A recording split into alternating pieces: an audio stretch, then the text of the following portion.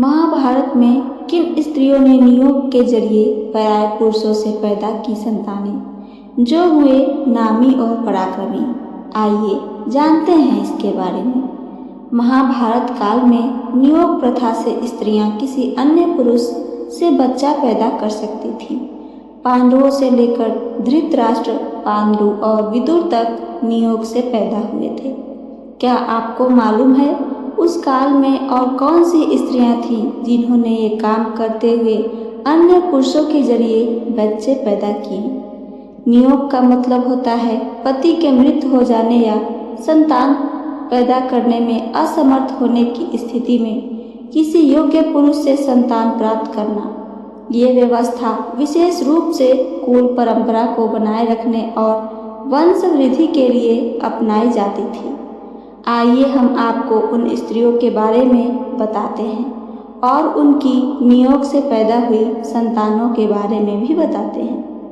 महाभारत में नियोग को एक धार्मिक, नैतिक और सामाजिक जरूरतों के कारण अपनाया गया। यह केवल वंश रक्षा और कुल परंपरा को बनाए रखने का एक उपाय था। यह प्रथा महिलाओं की सहमति से होती थी। इसमें संतान का अधिकार महिला के पति या कुल को ही माना जाता था, न कि उस ऋषि या पुरुष का जिससे संतान पैदा हुई। जब पांडवों की परदादी सत्यवती का ऋषि पराशर से हुआ नियोग। महाभारत में रानी सत्यवती का नाम हर कोई जानता है। वह मछुआरे की बेटी थी। राजा शांतनु उनकी सुंदरता पर रिझ गए। हालांकि जब उन्होंने सत्यवती से शादी करना चाहा तो उनके पिता ने शर्त ले ली कि सत्यवती से पैदा संतान ही राजगद्दी पर बैठेगी, जिससे शांतनु के पुत्र भीष्म को प्रतिज्ञा करनी पड़ी कि वह आजीवन ब्रह्मचर्य का पालन करेंगे, शादी करेंगे ही नहीं। हालांकि तब राजा शांतनु को मालूम भी नहीं था कि सत्यवती ने युवावस्था में महान ऋषि पराशर से संतान पैदा की है। ये संतान नियोग से हुई है। ऋषि पराशर तब सत्यवती पर आसक्त हो गए। उन्होंने उनके जरिए संतान पैदा करने की इच्छा जाहिर की। तब नियोग के जरिए उनके एक पुत्र पैदा हुआ, जिसका नाम वेदव्यास था। बाद में वह महाभारत के रचयिता बने, एक महान ऋषि के रूप में प्रसिद्ध हुए। यही नहीं, इन्हीं महर्षि वेदव्यास को कुरुवंश को चलाने के लिए नियोग से संतान प्राप्ति के लिए बुलाया गया था। अंबिका और अंबालिका ने महर्षि व्यास से नियोग कर संतान पैदा की थी।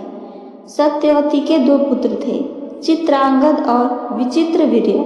दोनों की मृत्यु के बाद हस्तिनापुर के सिंहासन पर उत्तराधिकारी का संकट उत्पन्न हो गया। तब सत्यवती ने अपने पुत्र वेद व्यास यानी ऋषि व्यास को बुलवाया। उन्हें नियोग के जरिए अपनी बहुओं से संतान पैदा करने के लिए कहा। अंबिका ने व्यास के पास आने पर आंखें बंद कर ली तो उन्हें धृतराष्ट्र नामक पुत्र उत्पन्न हुआ, जो जन्म से ही अंधे थे। अंबालिका तो व्यास के पास आने पर डर से पीली पड़ गई थी, जिससे पांडु का जन्म हुआ, जो शारीरिक रूप से दुर्बल थे। इन दोनों की एक दासी ने भी व्यास से नियोग किया था, जिससे विदुर का जन्म हुआ था, जो बहुत बुद्धिमान और नीतिपूर्ण निपुण थे।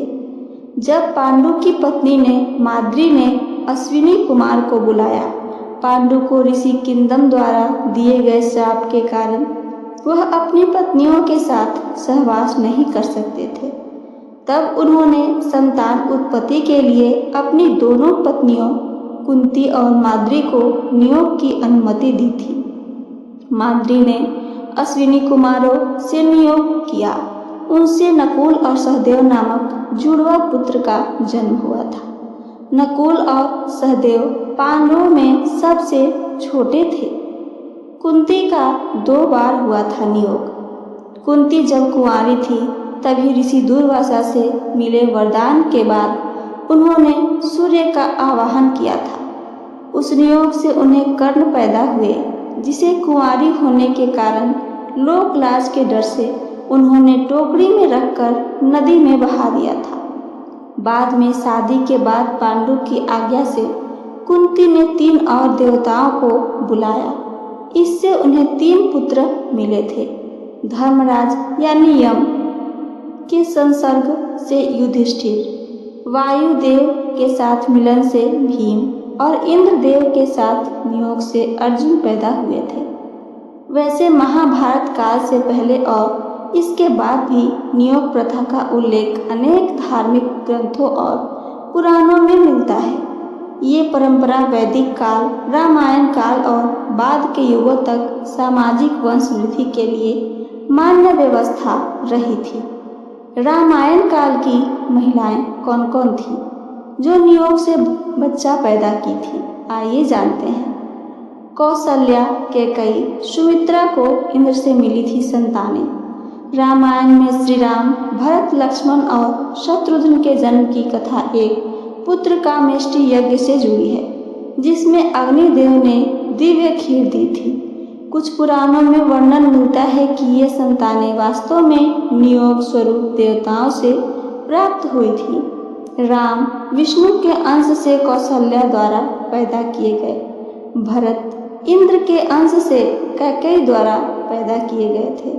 लक्ष्मण शेषनाग के जरिए सुमित्रा द्वारा पैदा किए गए थे। शत्रुघ्न सुदर्शन चक्र के अंश से सुमित्रा के जरिए पैदा हुए थे। अत्रि ऋषि की पत्नी अनुसुईया ने कैसे नियोग किया? अनुसुईया के प्रसंग में ब्रह्मा, विष्णु और महेश ने खुद उनके पुत्र दत्तात्रेय, चंद्र और दुर्वासा के रूप में जन्म लिया। यह कथा सांकेतिक है, लेकिन यह दिखाती है कि एक स्त्री एक से अधिक दिव्य आत्माओं से नियोग कर सकती थी। शिवी की रानी, पद्म पुराण में उल्लेख मिलता है कि राजा शिवी की पत्नी को संतान नहीं हो रही थी। तब उन्होंने एक तपस्वी ब्राह्मण से नियोग द्वारा संतानें पैदा की, जो बाद में महान राजा बने थे। यहाँ ये कहा जाता है कि ये नियोग रानी की सहमति के साथ राज्य की अनुमति से हुआ था। राजा द्रुमिल की रानी, पद्म पुराण में ये भी उल्लेख मिलता है। राजा द्रुमिल की पत्नी ने अपने पति की मृत्यु के बाद ऋषि कुश से नियोग के जरिए पुत्र पैदा की थी। ये पुत्र बाद में एक प्रसिद्ध राजा बने थे। बानासुर की पुत्री उषा, स्कंद पुराण के अनुसार उषा ने भगवान कृष्ण के पौत्र अनिरुद्ध से गुप्त रूप से संबंध बनाए और गर्भवती हुई। यह नियोग नहीं था, लेकिन उससे मिलता जुलता माना गया था, जिससे वंश का विस्तार हुआ था। संतान वैध मानी जाती थी।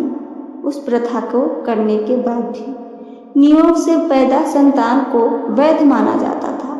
बौद्ध और जैन ग्रंथों में भी ये ऐसे प्रसंग आते हैं जहाँ महिलाओं ने संतानें पाने के लिए नियोग को अपनाया था।